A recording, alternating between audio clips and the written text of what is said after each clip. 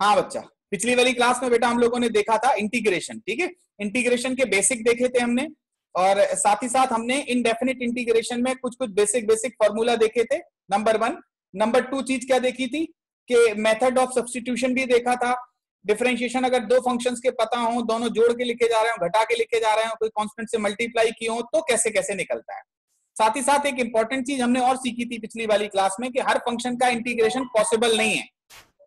तो अगर कोई आपका दोस्त आपको कहीं से कोई इंटीग्रेशन लाके दे के इसका इंटीग्रेशन बताओ, तो चुपचाप उसको बिठाना और बिठाने के बाद कहना अबे हर फंक्शन का इंटीग्रेशन पॉसिबल नहीं है, ठीक है। क्योंकि इंटीग्रेशन क्या होता है, इंटीग्रेशन होता है किस फंक्शन को डिफरेंशिएट करके आप इसको लेके आओगे। तो अगर किसी फंक्शन को डिफरेंशिएट करके लाया ही नहीं जा सकता होगा तो फिर उसका इंटीग्रेशन भी पॉसिबल नहीं होगा, ठीक है। वेरी गुड, हाँ लिखा है इंटीग्रेशन जो है वो डिफरेंशिएशन का ऑपोजिट प्रोसेस है, बिल्कुल सही बात है। अब बात आती है, और हम फिजिक्स के लिए पढ़ रहे हैं डिफरेंशिएशन इंटीग्रेशन, तो फिजिक्स के इंटीग्रेशन में भारी भरकम इंटीग्रेशन और बहुत कॉम्प्लेक्स टाइप की इंटीग्रेशन नहीं है। फिजिक्स में इंटीग्रेशन जैसे जैसे हमें करने होते हैं बस वही हम पढ़ रहे हैं, ठीक है। फिजिक्स में सबसे पहले तो बेसिक और उसके बाद मेथड ऑफ सब्स्टिट्यूशन देखना था, ठीक है। तो मेथड ऑफ सब्स्टिट्यूशन हम लास्ट क्लास में देख रहे थे। अब आज वाली क्लास में कहो तो मेथड ऑफ सब्स्टिट्यूशन फिर से एक बार देख लें हम, ठीक है। फिर उसके बाद देख क्या लें, एक आध दो सवाल लगा लेते हैं, फिर इसके बाद हम लोग आगे चल देंगे, ठीक है। तो फटाफट आगे बढ़ते हैं, एक क्वेश्चन देखते हैं मेथड ऑफ सब्स्टिट्यूशन का, ठीक है। तो एग्जांपल 0 है, एग्जांपल 0 अब विजिबल है, ठीक है। एग्जांपल 0 बहुत इजीली हम पूछ रहे हैं, फाइंड आई की वैल्यू हमने लिखी है x² + 1, ठीक है, और ऊपर लिखा है हमने x dx। बोलो बेटा इसको इंटीग्रेट करना है, फटाफट करो और बताओ कैसे करोगे इसको इंटीग्रेट, किस चीज को t मानोगे? Sir x² + 1। वेरी गुड, मानो और करो।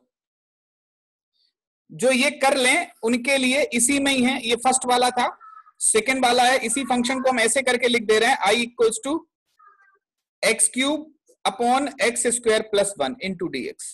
अब देखते हैं इसमें दिमाग लगाओ, फिर अगर ये बन जाए फिर इसके बाद इसमें दिमाग लगाओ, ठीक है। जिनका ये हो जाए वो इसको करें।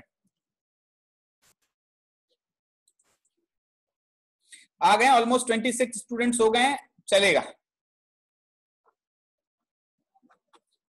ठीक है। करो इसको फटाफट सॉल्व करो।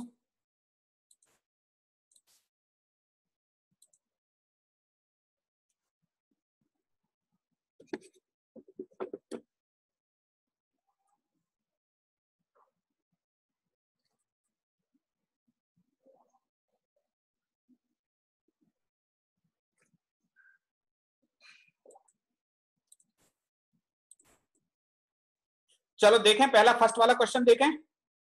Sir ln x / ln x x² + 1 + c। ठीक है, देखते हैं बेटा। देखो इसमें अगर हम x² + 1 को t मान लें तो इधर वाला फंक्शन कुछ मतलब कुछ बना हुआ सा दिख सकता है, ये हमें खुद से सोचना होता है बेटा, ठीक है। अगर किसको t माना ताकि हमारा फंक्शन बड़े आराम से t के टर्म में पूरी तरीके से चेंज हो जाए और जानी पहचानी फॉर्मेट ले ले। जानी पहचानी फॉर्मेट कौन कौन सी होती है? x⁴n sin x cos x, ठीक है। और क्या क्या होता है बेटा? 1/x e⁻x, ठीक है, यही होते हैं। e⁻x पे तो बेटा बहुत सारे जोक भी बनते थे, और हमसे कम से कम 2-3 लोगों ने पूछ लिया था जब हम छोटे थे, तुम्हारी एज में अंकल वंकल क्या नहीं जाते थे, अपन लोग जैसे मिलने जाते हैं तो अंकल पूछते हैं बेटा क्या चल रहा है, तो आप लोग बताते हो सर डिफरेंशिएशन चल रहा है, इंटीग्रेशन चल रहा है, ऐसा करके बताओगे तो सबसे पहले वो एक ही सवाल पूछते हैं जो बूढ़े पुराने अंकल है कि बताओ बेटा ऐसा फंक्शन जिसका डिफरेंशिएशन और इंटीग्रेशन एक ही हो, कौन सा होता है वो? e⁻x, ठीक है। तो हमें किसी तरीके से ऐसी चीज को t मानना है और उसके बाद हमें इन्हीं के साथ उन्हें मिलता जुलता देखना है। तो हमने बोला लेट x² + 1 = t मान लें, तो यहां से क्या हो जाएगा? Differentiation of x² + 1 = dt। क्या आ जाएगा बेटा यहां से? 2x dx = dt। या हमें जरूरत किसकी थी? मात्र x dx की। एक्स डी एक्स की वैल्यू क्या हो जाएगी, d t by to.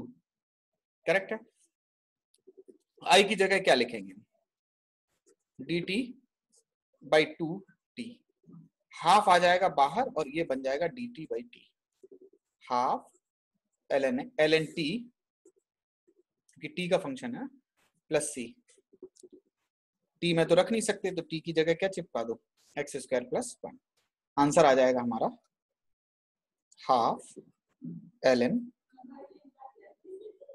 X square plus one plus c. ठीक है। एनएलएम कब पढ़ाएंगे बेटा, आएगा धीरे धीरे धीरे धीरे करके, बस ये लेक्चर खत्म होता है ना आज, फिर हम लोग नेक्स्ट वाली क्लास में काइनेमेटिक्स शुरू कर देंगे, काइनेमेटिक्स के बाद आएगा न्यूटन्स लॉज ऑफ मोशन। ठीक है, परेशान नहीं होना। अब इसको करो, चलो हड़बड़ाओ नहीं, इत्मीनान से सीखेंगे, ये चीजें जरूरी होती हैं। एनएलएम में भी आएंगी, वेक्टर आएगा एनएलएम में, डिफरेंशिएशन भी आ सकता है, उतना नहीं आएगा डिफरेंशिएशन इंटीग्रेशन, लेकिन आगे आने वाले चैप्टर्स में आ जाता है। तो अक्सर ये आ जाते हैं इंटीग्रेशन डिफरेंशिएशन, इसीलिए इन्हें पहले पढ़ लो। इसमें किसको टी माने तो बात बन सकती है,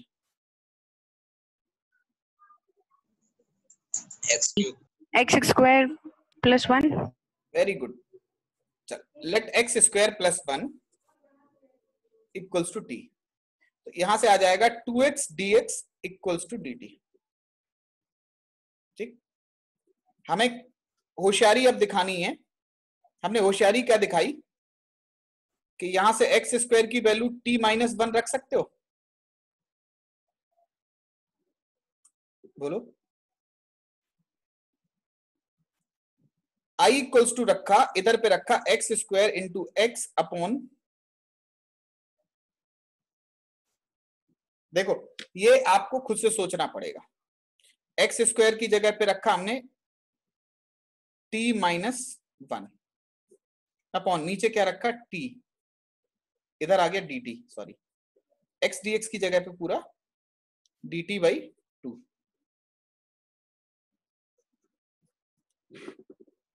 यहां पे रखा,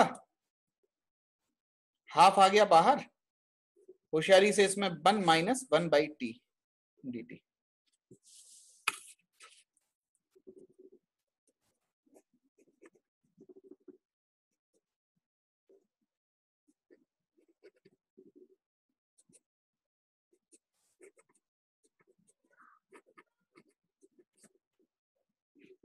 आंसर आपको रखना है एक्स में।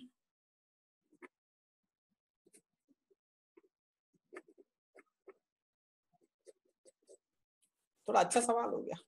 अच्छा क्या यार, ऐसे ही होते ही हैं जिनमें थोड़ा बहुत इधर उधर कर लो, खुटर खुटर और होते रहते हैं। बहुत ज्यादा कॉम्प्लेक्स सवाल आपको मिलने वाले नहीं है। ठीक है, करेक्ट है।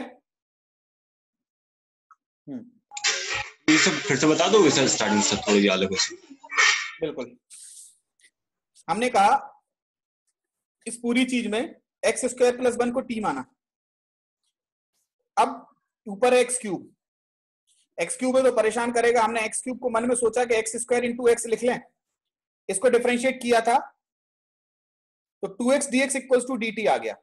हमें जरूरत थी x dx की, तो x dx की वैल्यू dt बाई टू रख दी, और इधर पे जो एक्स स्क्वायर बना था एक्स स्क्वायर की वैल्यू t माइनस वन रख दी, पूरा के पूरा फंक्शन t में कन्वर्ट हो गया। अब आपके पास बड़े आसानी से हो सकता है, ऊपर बना t माइनस वन, नीचे बना t अंदर चला जाएगा, one minus one by t आ जाएगा, दो हिस्सों में तोड़ दिया, ये बन गया, बाकी सब आपका देखा हुआ है। ठीक है, तो ऐसे नहीं हो पाएगा, मतलब आपको खुद से एक बार इसको कर लोगे तो हो जाएगा। पहले ही सवाल थोड़ा सा ज्यादा उछल गया, कोई बात नहीं है, लेकिन मेथड ऑफ सब्स्टिट्यूशन आ गया आप लोगों को ठीक से। चलो अब हम पहुंचते हैं अगली चीज पे। हालांकि हमने आपको लास्ट क्लास में एक और रूल बताया था, हमने बोला था इफ इंटीग्रेशन ऑफ, जैसे let suppose ln ax plus b लिखा हुआ है, ln का नहीं पता होता है, ठीक है, वन अपॉन एक्स का इंटीग्रेशन क्या होता है, जैसे ln x,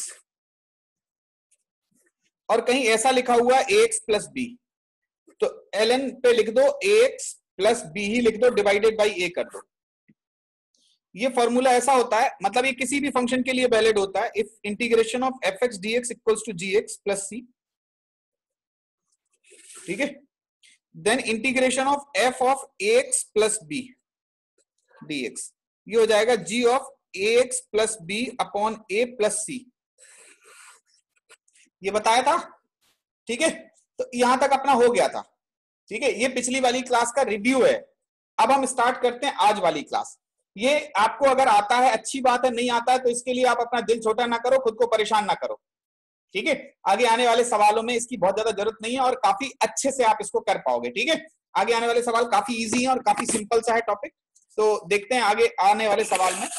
एक मिनट, चलो।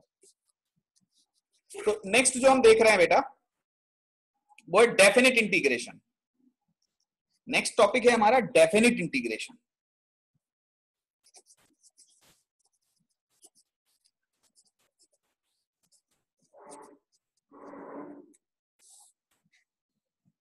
ये डेफिनिट इंटीग्रेशन में क्या होता है बेटा? डेफिनिट इंटीग्रेशन में if integration of f x d x equals to g x plus c, इस तरीके से है अगर कोई, तो डेफिनिट ये कहता है, डेफिनिट इंटीग्रेशन पहले होता क्या है? Definite integration is continuous summation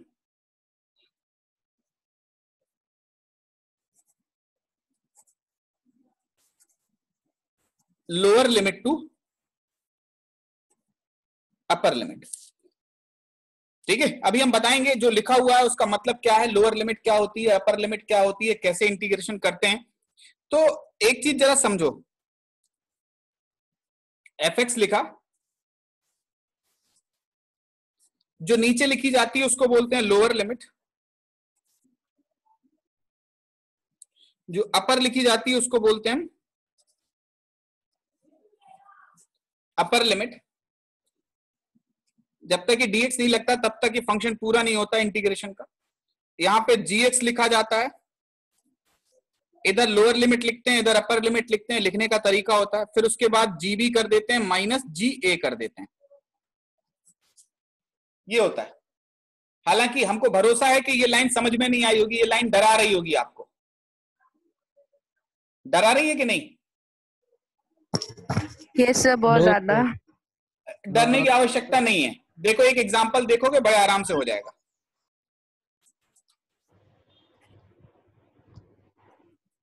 find I, ठीक। अगर आई ऐसे पूछा जाए, I equals to x square d x from 0 से 1, आप भूल जाओ कि इस पे लोअर लिमिट और अपर लिमिट लगी हुई है। एक्स स्क्वायर का इंटीग्रेशन क्या होता है बेटा? बोलो। X cube upon 3। हाँ, एक्स क्यूब अपॉन 3, एक्स की पावर 2 + 1 अपॉन 2 + 1। ऐसे बॉक्स लगाओ, यहां लोअर लिमिट लगा दो, यहां पे अपर लिमिट लगा दो, ठीक। थोड़ा सही से लिख दो, एक्स क्यूब बाई 3, इधर 0 और 1, ठीक। अब इसके बाद एक बार इसमें x की जगह 1 रख दो, एक बार 0 रख दो, ठीक है। ये मान लो ये एक सांप है और सांप की दोस्ती बड़ा काम आती है, खजाने वगैरह भी इसी से मिलते हैं, ठीक है। तो जब तक ये इंटीग्रेशन नहीं आएगा, जब तक ये सांप नहीं सीखोगे, तब तक आपको अच्छे अच्छे फिजिक्स के खजाने वाले सवाल जो हैं वो सॉल्व ना होने वाले, ठीक है। तो जो सवाल अच्छे होंगे, एक ठीक ठाक लेवल के होंगे, उनमें यही परेशान करता है। बात समझ रहे हो? जैसे कोई अच्छी चीज होती है तो उसकी हिफाजत कौन करता है? सांप, खजाने की हिफाजत। उसी तरीके से जो फिजिक्स के खजाने वाले सवाल हैं वो बिना इंटीग्रेशन के नहीं होते। तो इस सांप से दोस्ती कर लो बेटा, बहुत इजी है, कुछ नहीं है। एक्स स्क्वायर, बहुत सिंपल सिंपल फंक्शन मिलेंगे। इधर एक्स स्क्वायर मिला, एक्स स्क्वायर का इंटीग्रेशन आपको पता ही है, बस खट से उठा के एक बार अपर लिमिट रख दो, माइनस लोअर लिमिट रख दो, आ गया ये। मुश्किल था बेटा, अब लग रहा है मुश्किल? बोलो किसी को अब मुश्किल लग रहा है ये? No sir. चलो गुड, अब बढ़ते हैं आगे। ये इसका फर्स्ट पार्ट था। सेकेंड वाला है i इक्वल्स टू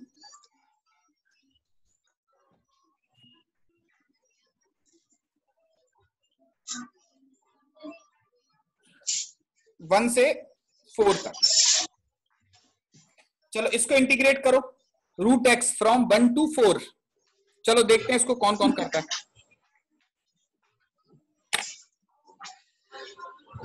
करो सॉल्व फटाफट। अरे अपर लिमिट क्या है? 4 है बेटा, 4 ओवर राइटिंग हो गई उस पर, कुछ और लिख रहे थे, 2 लिख रहे थे, 2 में कैलकुलेशन मुश्किल होती इसीलिए 4 कर दिया।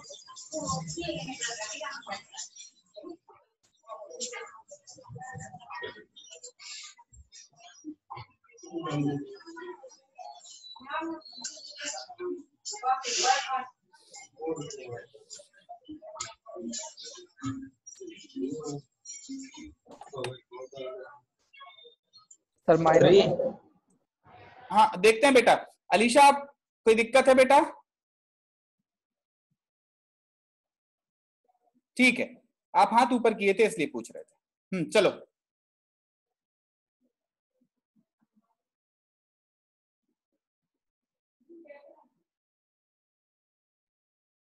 प्रभात, नेट ठीक हो गया तुम्हारा? अब सही आ रहा है सब? हाँ सर सही आ रहा है, ब्रॉडबैंड नहीं था लेकिन अभी सही आ रहा है। चलो सही है यार, बढ़िया है।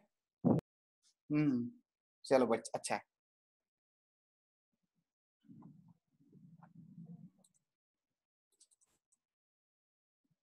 डन। 1 आ रहा है? 3 आ रहा, 3 आ रहा है, किसका आ रहा है 3? अखिल। चलो देखते हैं, अब है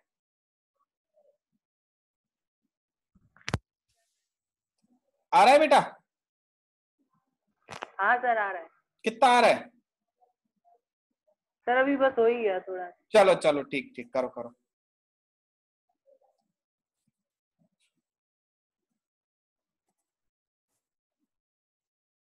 x की पावर हाफ dx लिखोगे, क्या आ जाएगा? x की power half plus 1 upon half plus 1, हो गया सही? लगा दो 1 से 4, ये कितना हो जाएगा बेटा? हाफ प्लस 1 3/2, तो 2 आ जाएगा ऊपर 3, ये आ जाएगा x root x।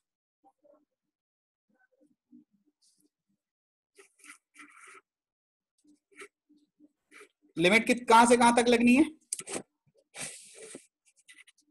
4 to 1। Okay, limit लगनी है 4 से नहीं 1 से 4। उसका लिखने का तरीका भी होता है, पहले लोअर लिमिट प्रोनाउंस किया जाता है फिर अपर लिमिट, ठीक है? 1 to 4, तो आई की वैल्यू क्या आ जाएगी बेटा? 2/3 4 माइनस,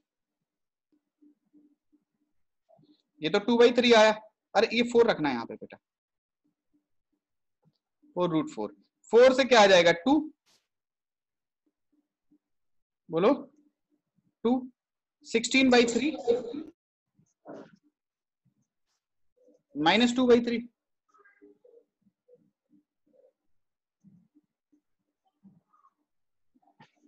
क्या हम सही हैं? यस सर सही है। कहाँ गड़बड़ा गए थे? थोड़ा कैलकुलेशन में। कोई दिक्कत नहीं, चलो आगे बढ़े।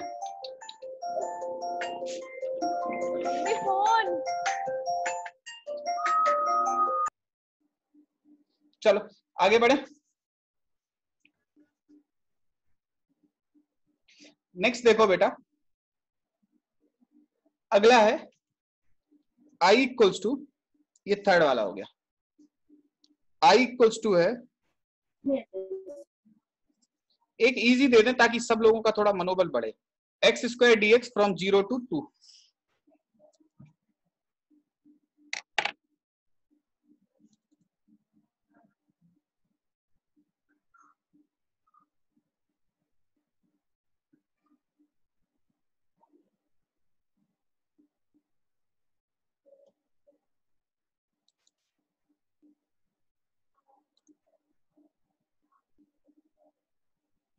सर -14/3। देखते हैं सर 31/5।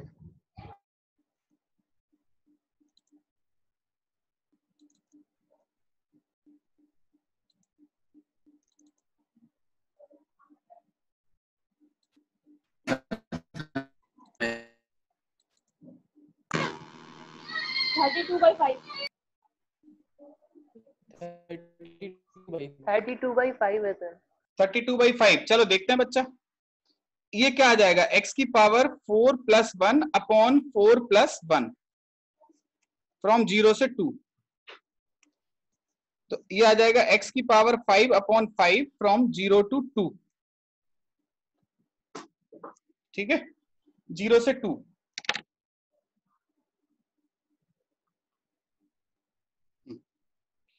ठीक, अब इस पे क्या रख दो, 2 की पावर 5/5 माइनस 0 की पावर 5/5 5।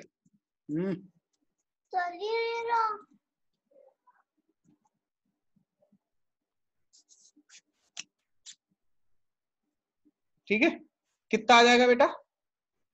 32/5। 32/5। ठीक है, 32/5 लिखा है ऊपर। ठीक, चलो ये सब लोगों का सही था? कोई ऐसा जिसको ये ना आया हो समझ में तो बताओ। आ गया ओ सर आ गया। आ गया, चलो शाबाश, आगे बढ़ते हैं। क्वेश्चन नंबर 4 देखो, चलो 3rd था, 4th देखो। चलो, sin x dx फ्रॉम 0 से π/2, इसको करो। चलो,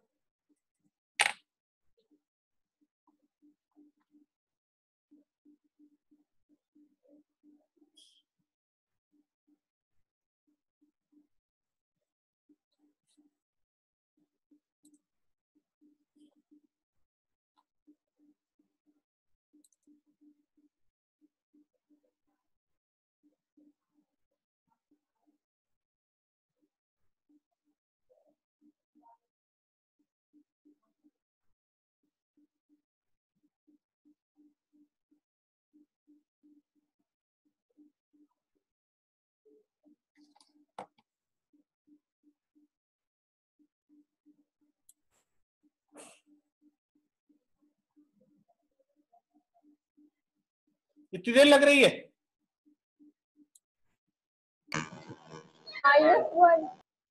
वन कितना आ रहा है?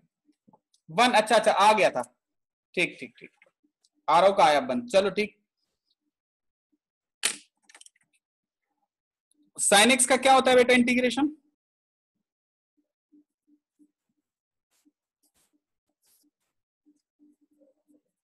π/2 90 डिग्री के इक्विवेलेंट है।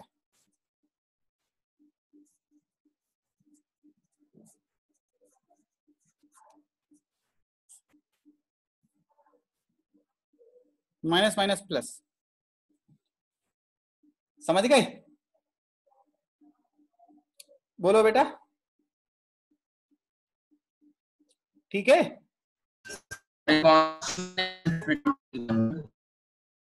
हाँ बेटा,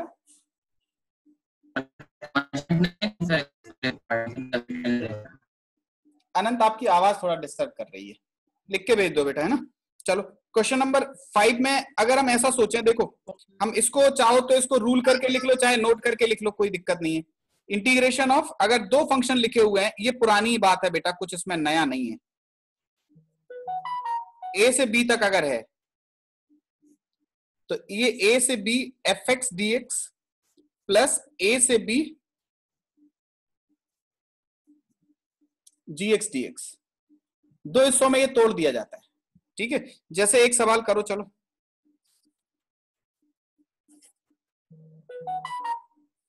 फाइंड आई, ये 5th चल रहा है, मतलब उसी के कंटिन्यूएशन में ही चल रहे हैं सब सवाल। i इक्वल्स टू 0 से 1 x स्क्वायर या x की पावर 4 प्लस 1 अपॉन, अब इसमें समस्या हो जाएगी यार, लिमिट इसकी 0 से 1 ना करो, 1 से 2 कर लो। चलो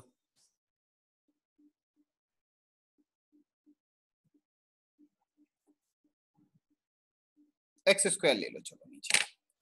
ठीक है, खामखाम फंसाना नहीं चाह रहे, आपको उलझाना नहीं चाह रहे। X square plus 1 upon x square, x की power 4 plus 1 upon x square from 1 to 2, क्या होगा बेटा? सॉल्व करो उसको। इसमें कांस्टेंट नहीं लेते बेटा आनंद, नहीं लेते, इसमें कांस्टेंट नहीं लेते, इसीलिए इसका नाम क्या है? डेफिनेट है। ये एक वैल्यू आती है। ठीक है, इनडेफिनेट में एक ही सवाल के कई आंसर हो सकते हैं। इनफैक्ट इनफाइनाइट आंसर हो सकता है इनडेफिनिट में, क्योंकि सी की वैल्यू बदल बदल के आप आंसर बदल सकते हो, लेकिन इसमें एक फिक्स्ड वैल्यू आएगी, जो भी आएगी एक फाइनल एक फिक्स्ड वैल्यू होगी। ठीक है, चलो आगे बढ़ते हैं, इसमें बताओ।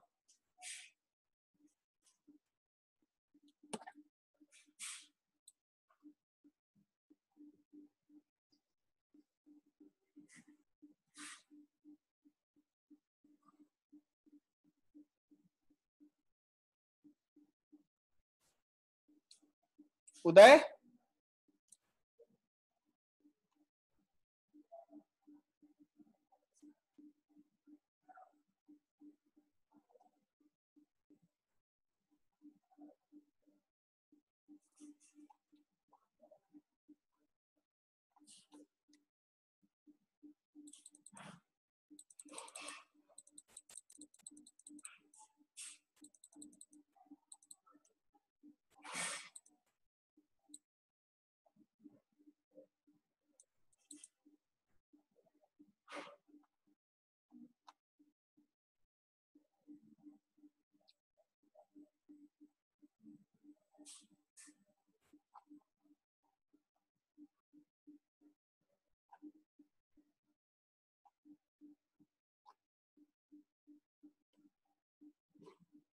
हो गया सार्थक? LNX वाला नहीं हो रहा बस, मतलब LNX खोलना नहीं आ रहा बस। LNX होना ही नहीं है बेटा, LNX नहीं। कहां से हो रहा है इसमें? x की पावर 4 अपॉन x स्क्वायर है ना। वो X हाँ, X अकेला लिख लिया गलती से। ओहो,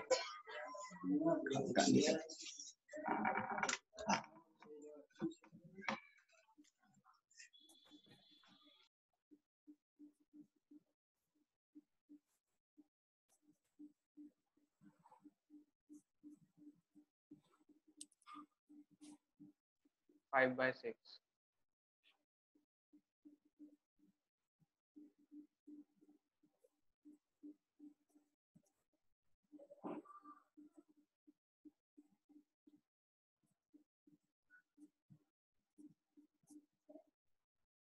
फोर बाय थ्री। 5 by 6।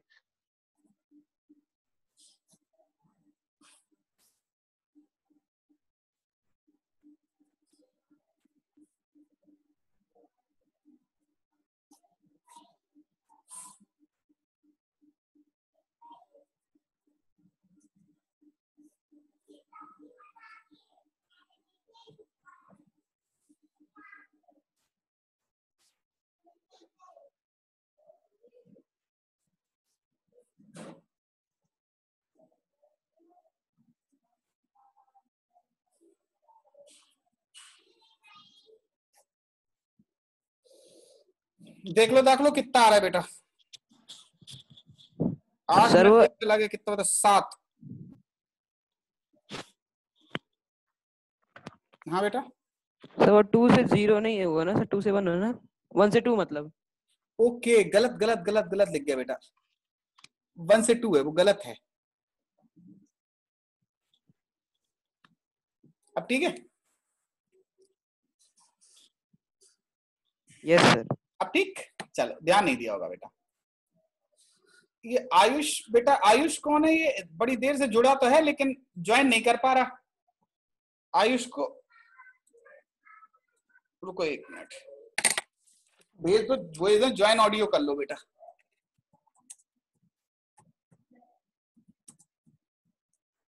कौन है ये, कोई जानता है आयुष? क्यों, सार्थक की अपना वाला आयुष है क्या बेटा? सार्थक श्रीवास्तव है, आयुष श्रीवास्तव है। आयुष श्रीवास्तव ने, आयुष गुप्ता है। पता नहीं है मुझे। बड़ी देर से इसका पता नहीं सर। हाँ, बड़ी देर से ज्वाइन है लेकिन ऑडियो नहीं ज्वाइन कर पा रहा। चलो कोई बात नहीं है, ये आ गया समझ में। अब इसमें कहीं कोई दिक्कत परेशानी? No sir. चलो ठीक, एक सवाल चलो और कर डालो। अच्छा देखे तुम लोग, एक एलएन की प्रॉपर्टी लगा के कर लो, फिर इसके बाद हम एक रूल बताएंगे मेथड ऑफ सब्स्टिट्यूशन वाले केस में। चलो देखो, एक क्वेश्चन और कर लो। कौन सा चल रहा था? ये जो भी चल रहा हो, नेक्स्ट है ये सर ये वाला 6th। कोई बात नहीं, ये देखो I इक्वल्स टू, चलो फ्रॉम 2 to 4। चलो देखो इसमें क्या करते हो आप लोग।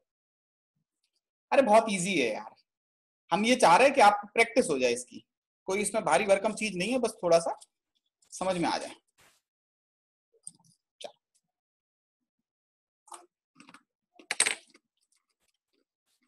इसमें एक बच्चा रिदम कटियार भी जुड़ा है क्या? अभी रिदम भैया के अकाउंट से हो गया तुम? क्यों बालक? रिदम कटियार नाम से जुड़ा है बेटा, नाम भूल गए हम तुम्हारा, क्या नाम है?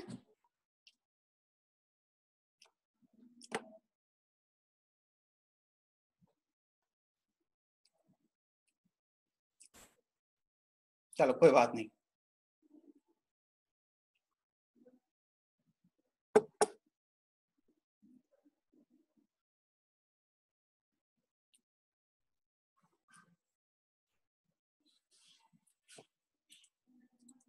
तुम 11th में आ गए यार रिदम के भाई। चलो देखो बेटा, 1/x इक्वल्स टू क्या हो जाएगा बेटा, ये ln x 2 to 4, क्या लिखोगे? ln 4 minus ln 2। अब ये ln a minus ln b क्या हो जाता है? ln a by b, तो इसमें सिंपल बोल सकते हो ln 2,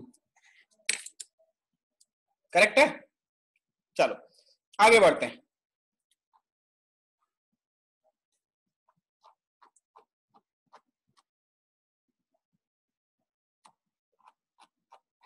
आगे बढ़ा जाए?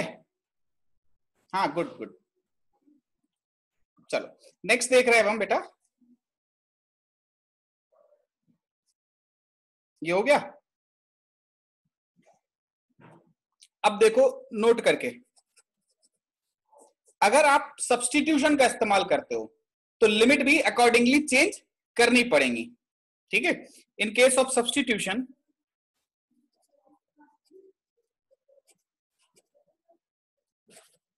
limit will also change accordingly।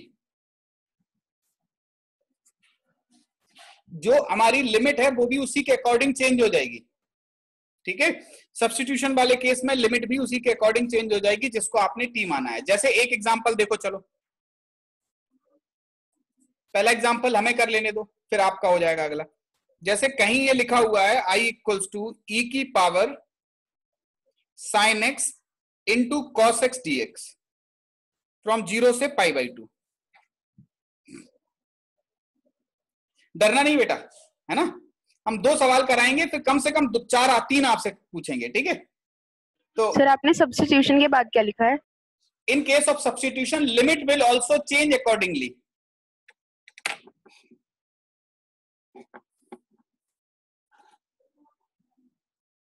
Hello, सही इस मैथमेटिकल वाली लिमिट है क्या? जो चैप्टर है, चैप्टर भी है एक मैथ में सीखा। मैथ में एक चैप्टर लिमिट है, लेकिन वो अलग चीज है। वो 12th में है, वो अलग चीज है, ये अलग चीज है ना? ठीक है, ठीक है, ये इंटीग्रेशन है और इसका नाम है डेफिनेट इंटीग्रेशन, ठीक है? तो ये क्या है? e की power sin x from 0 to π/2।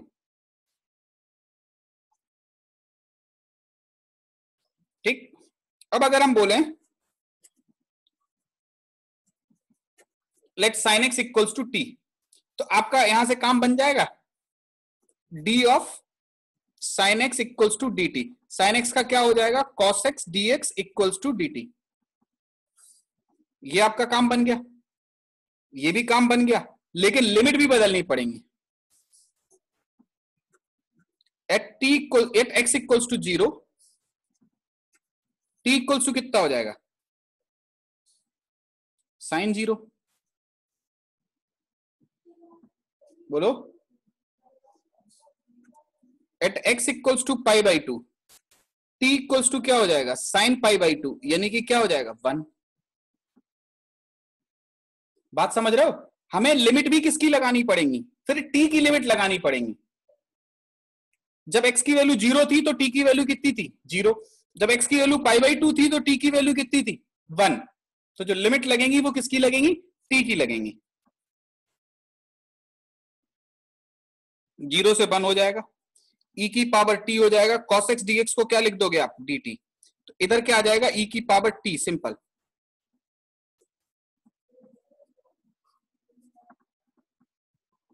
e की पावर 1 माइनस e की पावर 0, किसी की भी पावर 0 क्या हो जाती है, 1, यानी कि आंसर आ जाएगा e माइनस 1।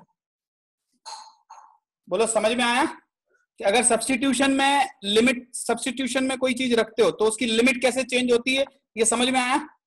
Yes sir. अच्छे से। सर 1 मिनट रुक जाओ सर, देख लेने दो सही बात पूरा। देख लो देख लो देख लो, एक बार देख लो, और देखने के बाद एक नए सवाल को खुद से करो।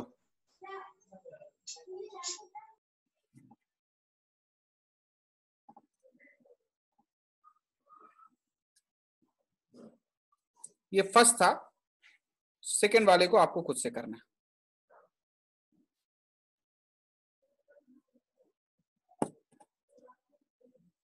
I equals to integration of, चलो, एक्स स्क्वायर प्लस 1 की पावर 5 इंटू 2x dx।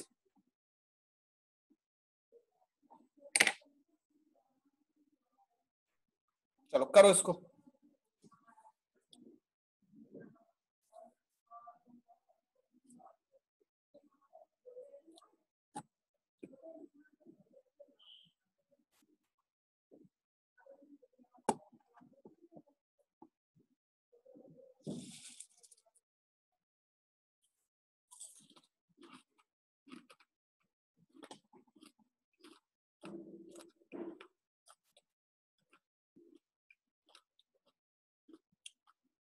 अच्छा अंशुल है, अंशुल रिदम घर पे ही है?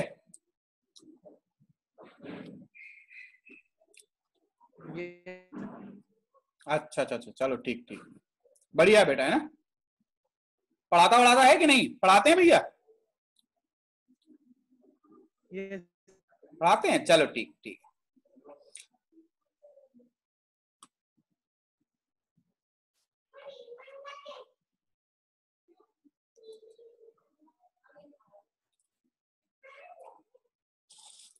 चलो बताओ इसको, किस किस का आया?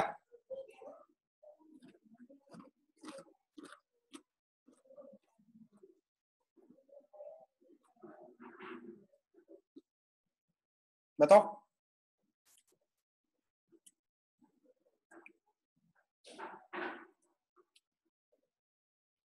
टू।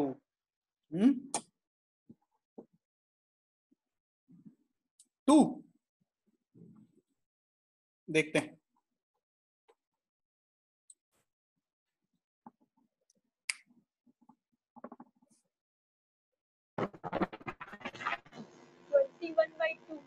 कितना आ रहा बेटा?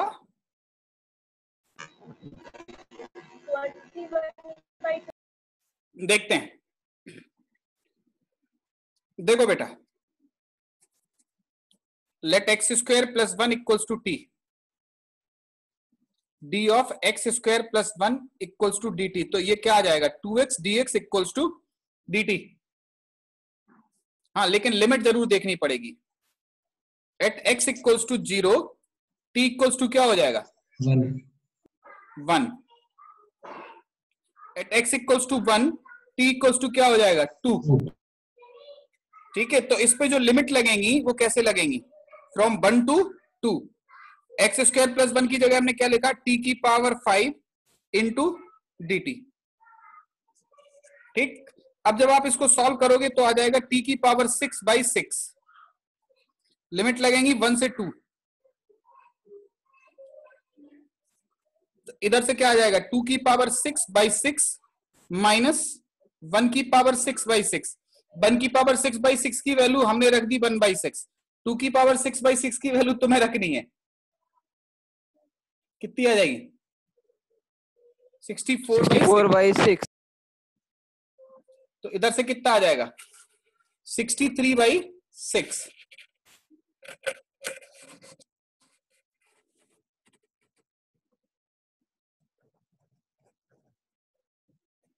बोलो करेक्ट है? 21/2। अरे आने दो, जो भी हो 3 से कट जाएगा आराम से, ठीक है। 3 से डिविजिबिलिटी पता है, किसी भी कोई भी नंबर के अगर जो डिजिट्स हैं उनका सम 3 से डिविजिबल है तो वो पूरे का पूरा नंबर भी 3 से डिविजिबल होगा।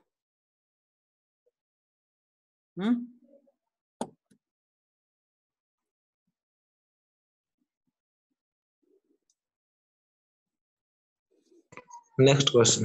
नेक्स्ट क्वेश्चन देखें। दो तो हमने ही करवा दिए, ये दो हमने क्या करवा दिया, मतलब हम लोगों ने मिलके किए। अगला देखो चलो। नेक्स्ट है, कौन सा चल रहा था ये? थर्ड। चलो थर्ड आप और कर लो, बस बात बन जाएगी।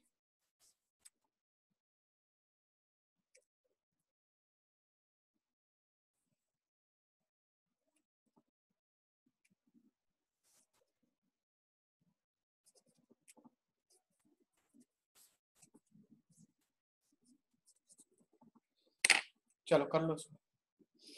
हालांकि ये सब कभी फिजिक्स में इस्तेमाल नहीं होंगे, पक्की बात है, लेकिन ठीक है, जिंदाबाद है, क्या कर सकते हैं।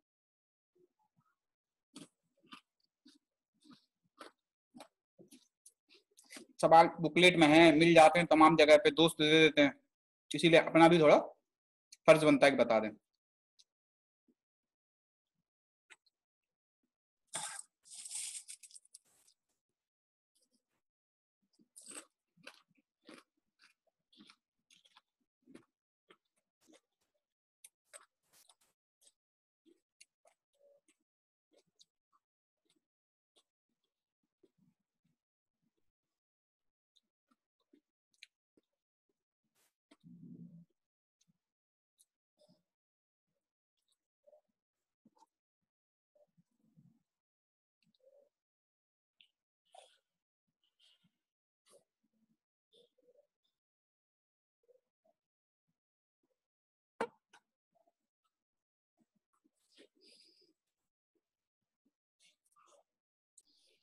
हाँ बेटा बताओ।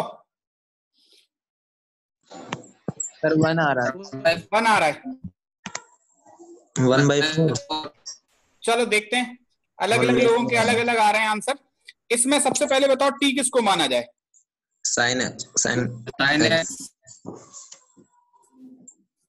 यहां से बोल सकते हो at x equals to 0, t equals to 0। अब एक्स इक्वल्स टू 0 रखोगे तो टी की वैल्यू क्या आ जाएगी? Sine 0 0। At x equals to π/2, जब इसमें π/2 रखोगे तो टी की वैल्यू क्या आ जाएगी? 1। बस आपने लिमिट चेंज कर ली। अब यहां से देखो d of sine x equals to d t. Sine x का क्या हो जाता है? cos x into d x equals to d t. बस अब अपनी बात बन गई। ये cos x dx वाली बात किससे, dt से रिप्लेस हो गई, और sin x की जगह क्या रख दिया हमने? t। तो i की वैल्यू कितनी आ गई? 0 से π/2 t cube into D T. T cube का कितना हो जाएगा? t की power 3 + 1 upon, sir limit change नहीं होंगी क्या इसमें? अरे सॉरी, 0 से 1 बिल्कुल चेंज होंगी, गलती हो गई। चलो यहां से कितना है? 0 से 1 लगाई, t की पावर 4/4 फ्रॉम 0 to 1, तो इधर से कितना आ जाएगा? 1 की पावर 4/4 माइनस 0 की पावर 4/4। Uttar will be 1/4। ठीक है, चलो समझ में आई बात? Yes sir. चलो तो तुम लोग डेफिनेट इंटीग्रेशन भी सीख गए यार, इनडेफिनिट भी सीख लिया, डेफिनिट भी सीख लिया। अब देखो जरा डेफिनिट के यूज क्या क्या होते हैं, ठीक है? एप्लीकेशन ऑफ इंटीग्रेशन, यही अपने मतलब के हैं, ठीक है? तो अगली हेडिंग डालते हैं, application of integration.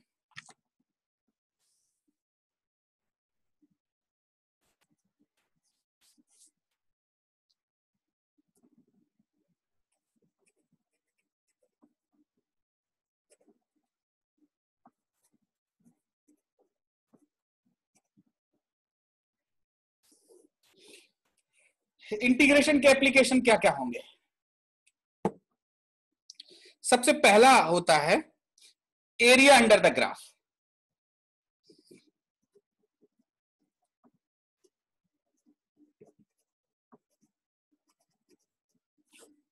Area under the graph, कोई भी ग्राफ है,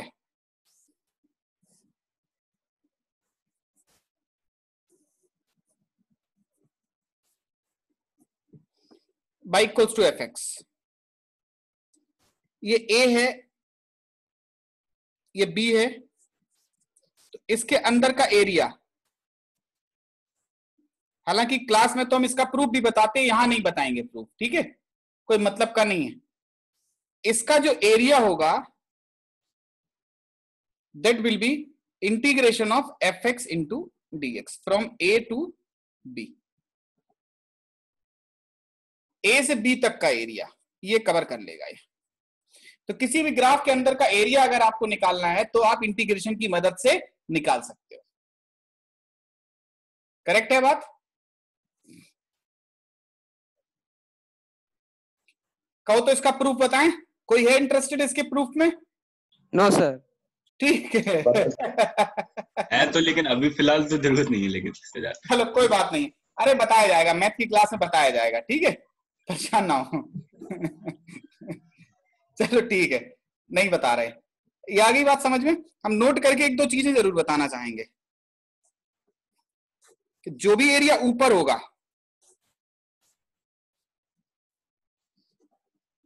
ये एरिया कैसा आएगा? पॉजिटिव। जो एरिया नीचे होगा एक्सिस से, वो एरिया आएगा नेगेटिव। ठीक है, बात समझे कि नहीं? जो एक्सिस के ऊपर है वो पॉजिटिव एरिया आएगा, जो एक्सिस के नीचे है वो नेगेटिव आएगा। अगर किसी फंक्शन का एरिया नेगेटिव आ रहा है, इसका मतलब वो एक्स एक्सिस के नीचे है, ठीक है। चलो एक सवाल देखें।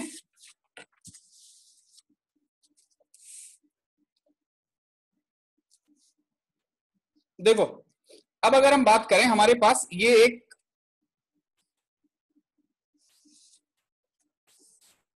एक्स एक्सिस है, ये वाई एक्सिस है, एक ग्राफ है इस तरीके का। इस ग्राफ की इक्वेशन भी हमने लिख दी,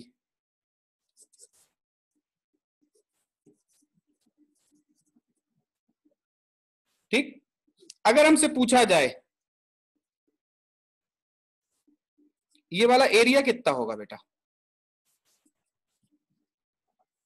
नहीं, ये -1 से -1 से 1 है।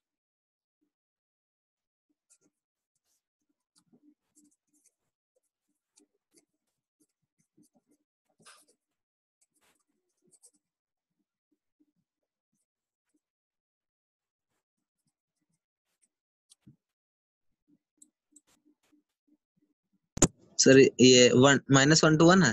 -1 to 1।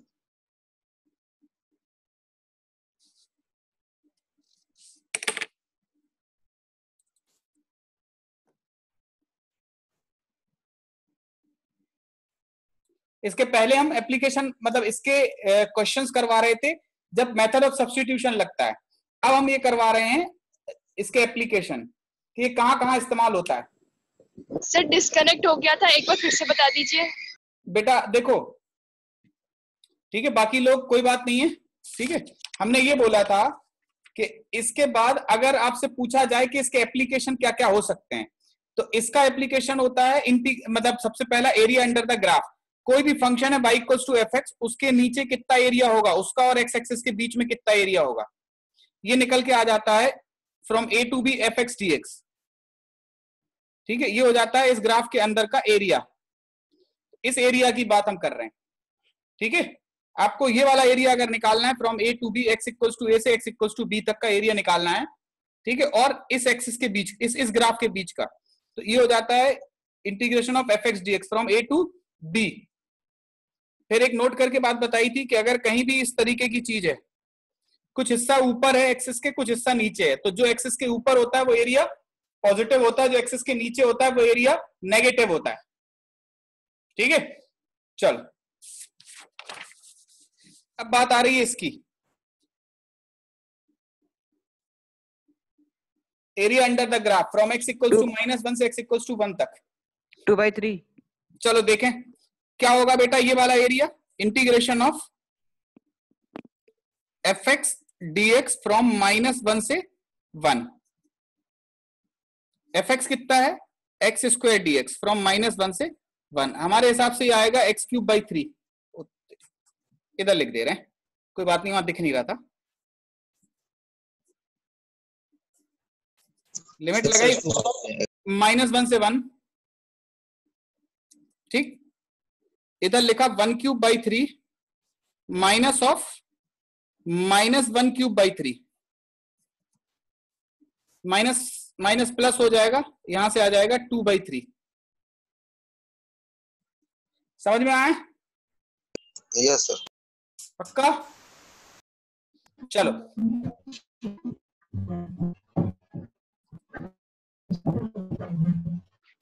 एग्जाम्पल 1।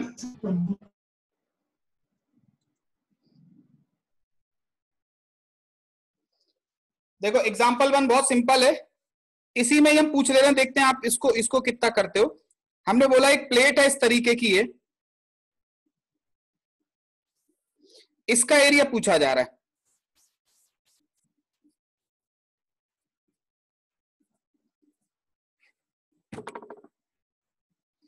ये एरिया कितना होगा?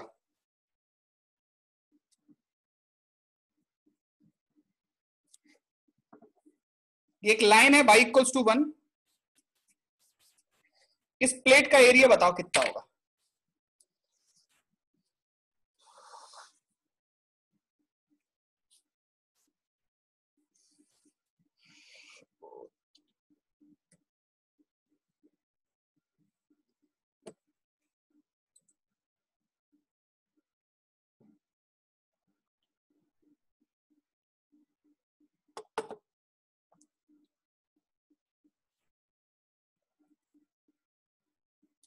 One by three. कितना? गलत हुआ तो तोड़ दिए जाओगे। 1/3। नहीं, 1/3। गलत।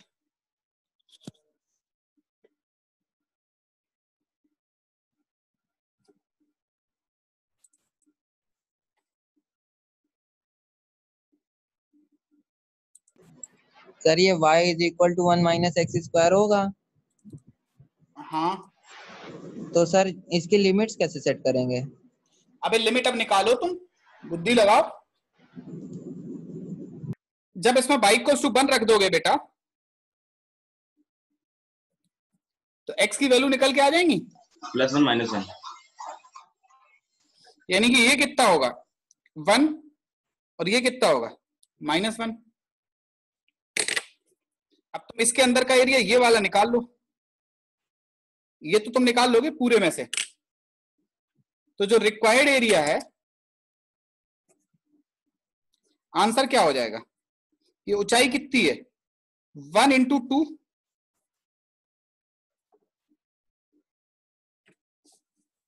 यही है कि नहीं है? अबे ये 2 है -1 से 1, और ये हाइट कितनी है 1, रेक्टेंगल बन गया, माइनस ये वाला area integration of x² dx 5/3। -1 से 1,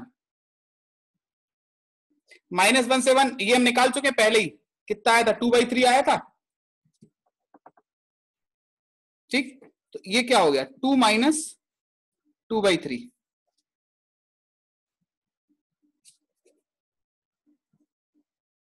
कितना आ जाएगा?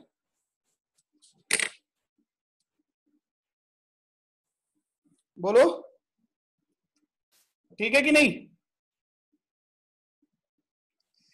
बताओ बेटा। एक बार फिर से बताइए। फिर से क्या है यार, इसमें ये वाला एरिया निकाल लिया हमने, हमें ये नहीं पता था ना ये पॉइंट क्या क्या है, तो हमने निकाला x इक्वल्स y की जगह 1 रख दिया, तो x इक्वल्स टू +-1 आ गए। ये 1 है, ये -1 है। अब हमें इस पूरे का एरिया पता है रेक्टेंगल का, उसमें से ये वाला एरिया हटा दें, यहां से यहां तक वाला, तो पूरे में से अगर ये वाला एरिया घटा दोगे, यस सर आ गए। तो आ जाएगा। बस ये तो अपना देखा वाला है ना, -1 से 1, ये तो अभी जस्ट किया था ऊपर, ठीक है। तो आ जाएगा 4/3। चलो, तो अब इसका एक चीज और बच रहा था, कॉन्टिन्यूअस समेशन वाला एप्लीकेशन। ठीक है, इसका एक एप्लीकेशन छोटा सा बच रहा था, कॉन्टिन्यूअस समेशन वाला। इसको आज अपन नहीं देख के, इसको नेक्स्ट वाली क्लास में देख लेंगे, और अगली वाली क्लास में हम लोग स्टार्ट करेंगे कौन सा टॉपिक, काइनेमेटिक्स। ठीक है, तो नेक्स्ट वाली क्लास से अपना फिजिक्स वाला चीज स्टार्ट हो जाएगा, जिसको हम काइनेमेटिक्स बोलते हैं। आज वाली क्लास हम थोड़ी छोटी रख रहे हैं, इतनी रख रहे हैं। ठीक है, बोलो। यस सर, बहुत छोटी। हाँ, बहुत छोटी क्लास। बहुत छोटी क्यों, ज्यादा छोटी हो गई क्या?